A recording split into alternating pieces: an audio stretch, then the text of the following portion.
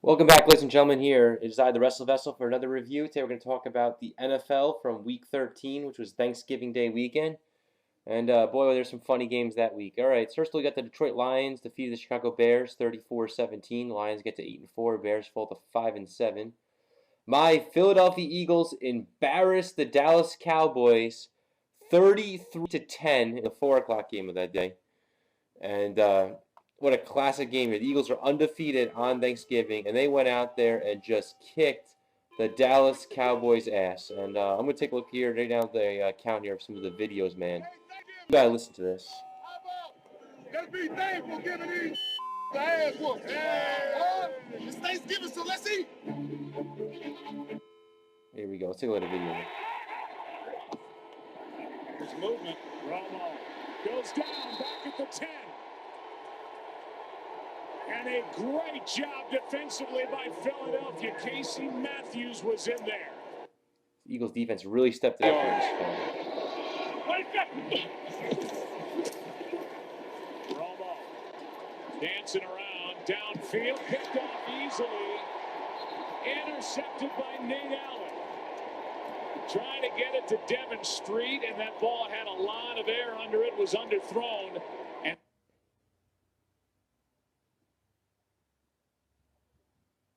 here's another clip coming up right now. It's really the Eagles just dominated the Cowboys in this game here. Again, 33-10. The defense was just dominant that day. We'll go with some other games right now. The Seahawks beat the Niners 19-3. Colts over the Redskins 49-27. Texans beat the Titans 45-21. Bills over the Browns 26-10. The Chargers with a great last-minute victory over the Ravens 34-33. Got them to 8-4. Chargers with a very brutal schedule here in December, but that was a huge win though. Let me see if I can find the game-winning touchdown at the very end of the game though. Listen to this. It sets San Diego up with a 1st and goal. Rivers throw. Eddie Royal curls in for the touchdown. The San Diego Chargers are a point after away from going in front in Baltimore. 38 seconds to go. That was a big touchdown. They won the game 34-33. Their schedule's still very hard though. In a hilarious game, the Jaguars beat the Giants here 25-24 after being down 21-0. Should win the game. It is just completely embarrassing here for the Giants to fall apart like that. Let's take a look at some of the key highlights. This score is so intense. Bortles taking a shot to the end zone. Touchdown, Marquise Lee. And he pulls the Bo Jackson running into the tunnel.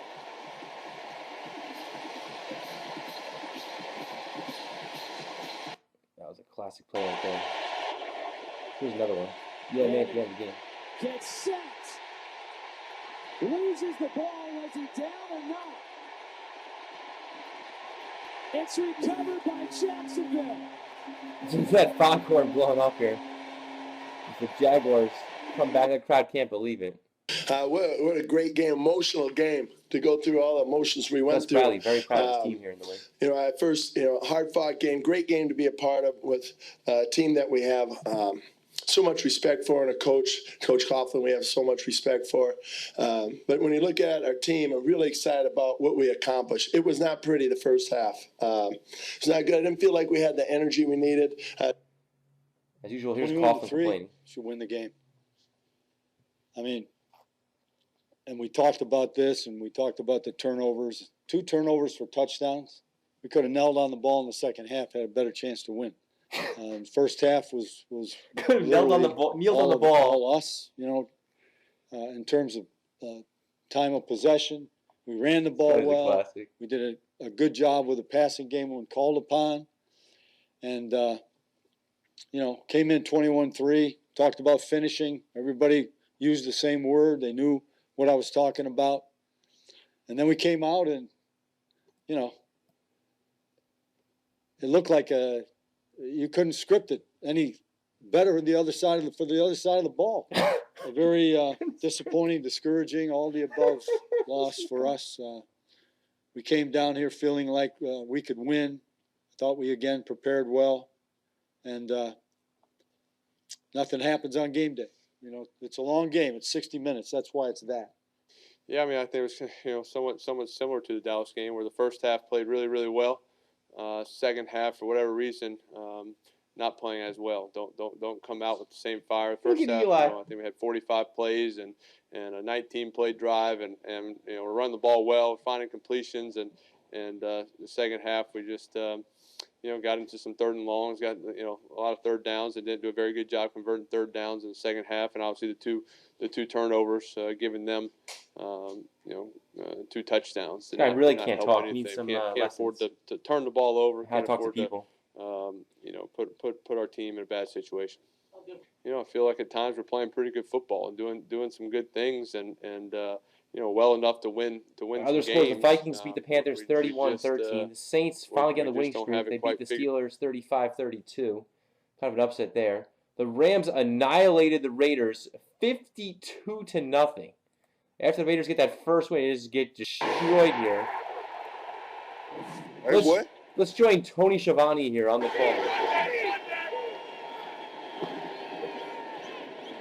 Reese reverses direction. And he lost the football. Scooped up by the Rams.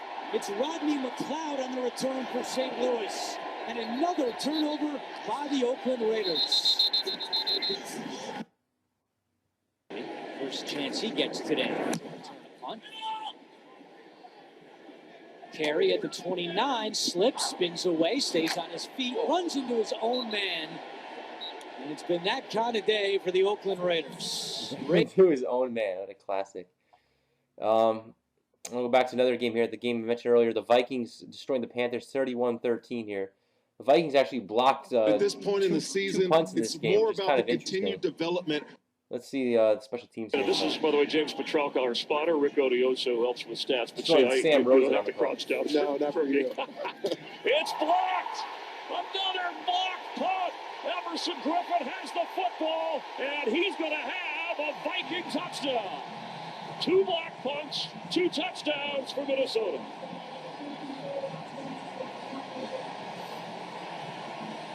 Well, that was unexpected, especially if you're the Carolina Panthers. Minnesota left their defense on the field. That's not. All right, the Bengals defeated the Buccaneers 14-13 on a controversial call in the end when Marvin Lewis tried to hit. He tried to use it like a challenge flag, but he wasn't allowed to challenge. But then he was allowed to call timeout, and they reviewed the play here.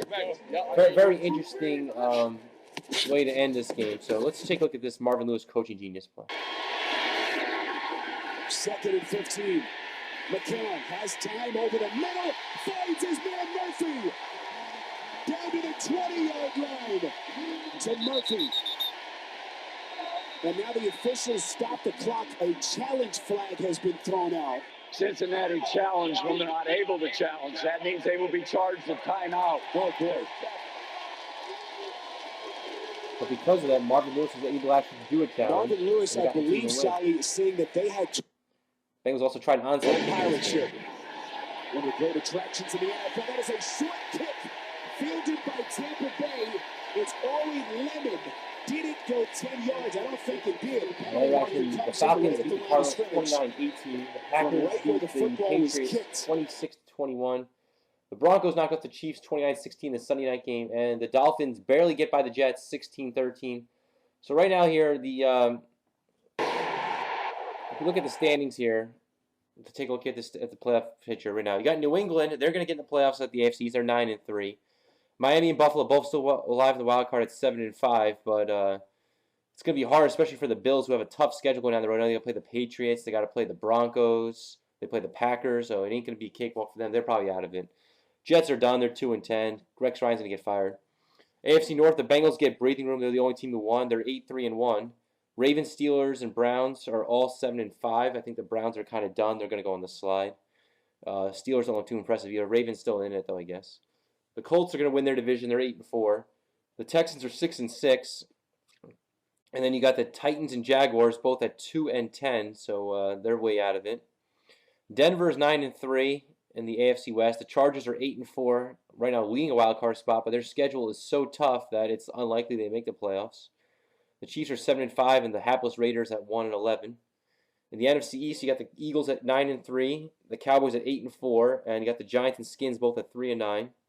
In the North, the Packers look like the best team in football. Them or the Patriots probably. They're 9-3. The Lions are 8-4.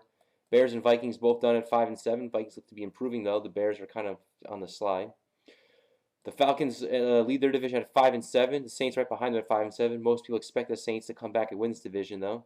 The Panthers have not won a game in ages. They lose like 6 in a row now. They're 3-8-1. And the Buccaneers are pretty terrible too at 2-10. And in the West, you got the Cardinals at 9-3, who actually might miss the playoffs due to injuries of no Carson Palmer and Fitzgerald being hurt. Seattle's improving; they're 8-4. They might get back in it. The Niners are 7-5. They're probably out of the playoff picture, but we'll see if they play really hard. You never know. The Rams are 5-7, but they are a team nobody wants to play. They definitely look dangerous. This is your NFL update report, and the Cowboys have just gotten for a score on the game tonight. They lead the Chicago Bears 7-0 right now, with about 11 minutes to play in the second quarter. This is the Wrestlevessel reporting. We'll be back with some more NFL opinions down the road. Have a good night, everybody.